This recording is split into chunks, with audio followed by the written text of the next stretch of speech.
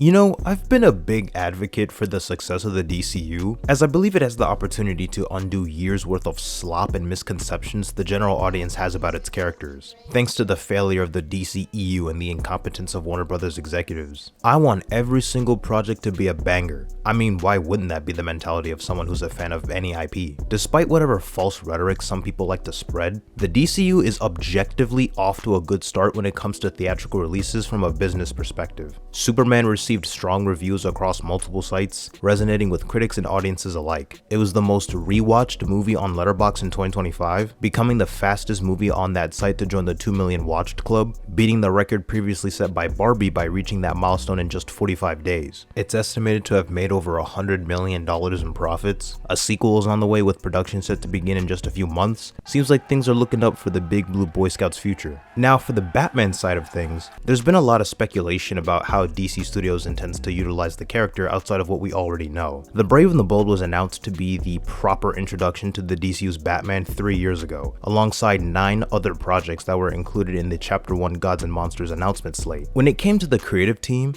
for the longest time, all we knew was that James Gunn was working closely with the writer to craft the story and manifest what he wanted to do with the character, as well as Andy Muschietti being set to direct. I've said before that I have no issue with Andy Muschietti directing, even though he directed The Flash. Many issues with that movie would have been present even if he hadn't been the one in the director's chair, such as the casting of Ezra Miller, the inconsistent world building of the DCEU, the CGI, some of the multiverse elements, etc. People's reactions to the few episodes of It Welcome to Derry Muschietti directed proved that he's capable of making something good if given a solid script and production team. I had the mentality of, hey, as long as they don't get the writers behind the Flash movie and hire a really talented screenwriter, I think there's a high chance of The Brave and the Bold turning out really well. Proceeds to hire the person who wrote the screenplay for the Flash.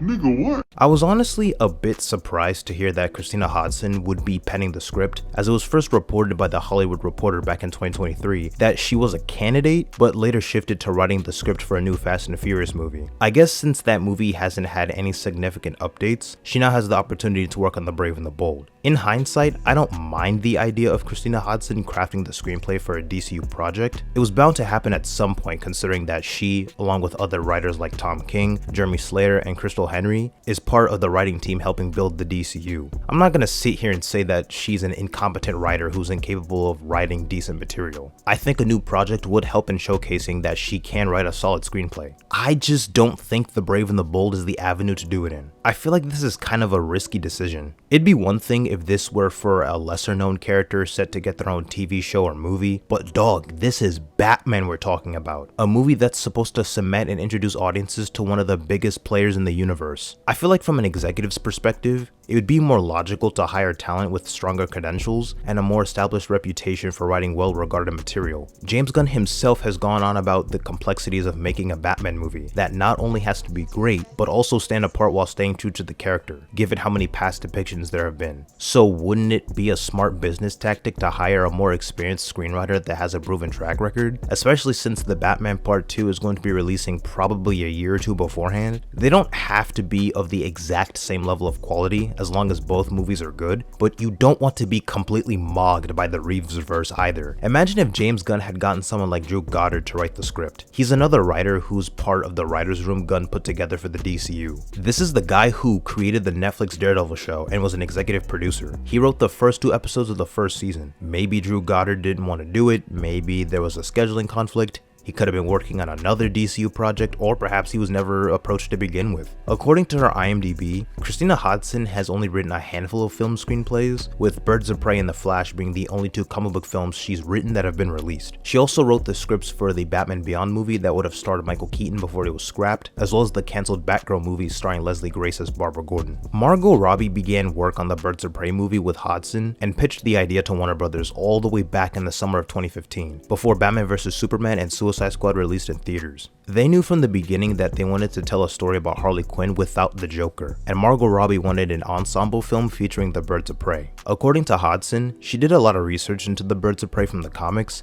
drawing influence from works such as Gail Simone's run and some of the early issues by Chuck Dixon. Her and Robbie wanted to tell a story that was structurally unusual to better fit with Harley being a character that was all over the place and messy. One of the most common complaints from comic book fans was the depiction of Cassandra Cain and how she practically shares no similarities with her comic counterpart. Her personality, her origin, having no affiliation with Batman, no assassin training, things of that nature. She's basically just some random kid. Apparently, comic writer Gail Simone visited the set of the movie, and according to her, the creatives wanted a more comic accurate Cassandra Cain, but ultimately had to abide by studio demands. This would corroborate director Kathy Ann's comments about studio interference, with Warner Brothers taking a more hands-on approach with the final cut, and having to make compromises for certain decisions. It's hard to comment on the quality of the Batgirl script because it got canned, so there's no way of knowing. Even though the project was deep into post-production, Warner Brothers Discovery shelved the movie for a tax write-off. It would have been released sometime after The Flash, showcasing the new status quo of the DCEU, with Michael Keaton playing Batman instead of Ben Affleck. But J.K. Simmons was set to reprise his role as Jim Gordon from Justice League. Even back during the DC fandom event in 2020, producer of The Flash, Barbara Muschietti, confirmed that the events of the movie would have restarted the DCEU without necessarily erasing what came before. There are a lot of DC characters in it. Flash is the superhero of this film because he is the bridge between all of these characters and timelines. It restarts everything and doesn't forget anything. According to Peter Safran, Batgirl was apparently not releasable and the film would have hurt DC. This could have easily just been PR talk, or maybe the movie was just that bad, who knows. But if the latter is true, it only further begs the question as to why they'd hire Christina Hodson to write The Brave and the Bold in the first place. Her most notable work, for better or worse, was the Flash movie. Now, this movie is a weird case study because of the sheer amount of creative talent that came and went as WB tried to get it made. Let's break it down, shall we? WB tried getting a Flash solo movie off the ground for the DCEU since 2013, about a month after Man of Steel released in theaters. It was announced in 2015 that Phil Lord and Christopher Miller were attached to write the story for The Flash. Seth Grahame-Smith was in talks to direct and wrote a script using the treatment written by Lord and Miller, and it was going to be his film directorial debut. He ended up leaving the project due to creative differences. You're gonna see that come up a lot. In the summer of 2016, Rick Famuyiwa was hired to take the director's chair. Ray Fisher was also set to return as Cyborg in The Flash. It was supposed to be the first installment of a potential trilogy and laid the groundwork for Professor Zoom being the big bad of the DCEU, leading to a Flashpoint movie that would have reset the universe. As expected, Rick Famuyiwa left the project due to,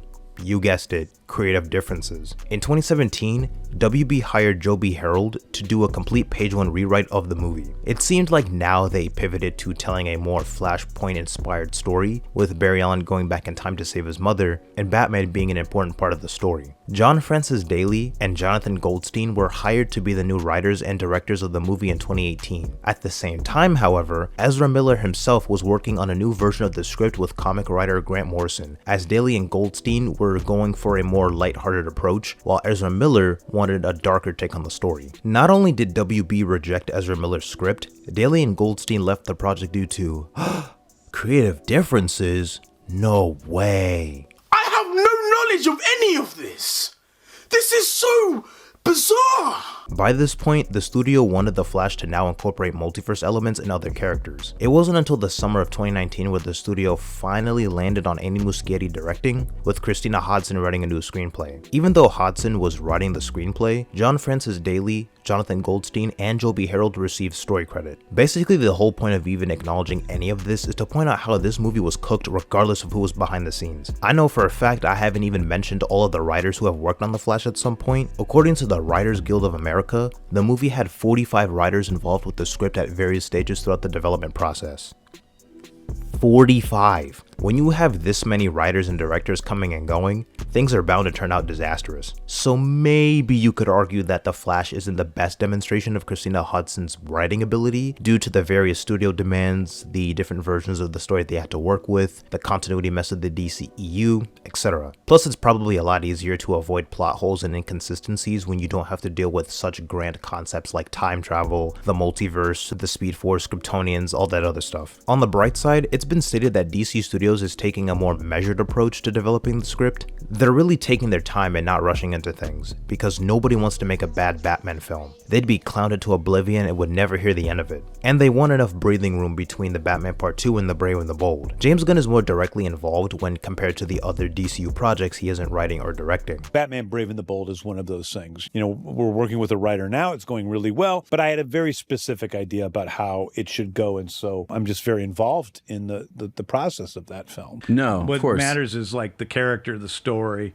and I think that we have a really, really good story now for what's happening with Batman. Dude, I'm so stoked. When it comes to her previous work, Christina Hodson wrote some fun action sequences for Birds of Prey. If I'm ignoring that one horrendous scene with the Lasso of Truth, Ben Affleck had some decent writing with his limited screen time in The Flash. Michael Keaton's Batman wasn't too bad, and he still got to be a powerhouse despite being an older version that was way out of his prime. I never thought I'd be saying this, but I hope some of the things I've said in this video age poorly. The ideal timeline would be that Christina Hodson proves us wrong and delivers a banger Batman script, and clearly James Gunn sees something in her that we don't. I hope in the future, whenever the movie comes out, someone will come back to this video like, damn, this nigga was on some BS. I don't know what the hell he was yapping about. And the fact that she was willing to delve deep into the comics for the Birds of Prey, I'd only imagine she'd do a similar thing for Batman if there are certain elements of the character she may or may not be familiar with, such as the wider Bat family. We know that James Gunn used Grant Morrison's run as sort of a basis for introducing Damian Wayne. I mean, hey, if Cassandra Cain as Batgirl has any role in the story, the writer has the perfect opportunity to redeem herself and do the character justice. None of these concerns stem from a place of malice, at least for me. I don't know if I can speak for the rest of y'all. I think it's great that Gunn is giving Hodson another chance to prove herself, but I question if this is the right project to do it in. I'll be crossing my fingers and hoping for the best.